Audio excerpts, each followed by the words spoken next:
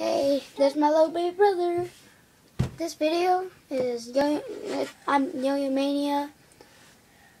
I'm doing skate videos, longboarding videos, whole bunch of stuff, yo-yoing. This time, I'm going to show you how to loosen longboard chucks. First, you're going to need a longboard. Second is you're going to need a 14 millimeter socket, just like this. 14 millimeter right there, backwards. And then one of these 4 sockets.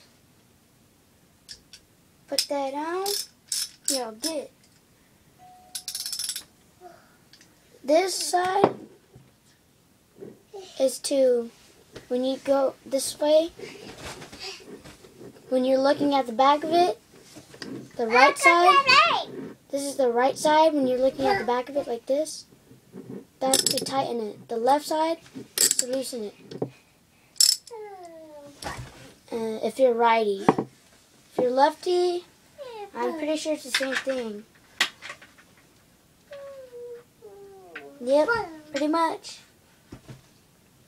So all you gotta do is just turn it. So remember, left is to loosen, right is to tighten. That's how you tighten and loosen. Peace. Yo-Yo Mania.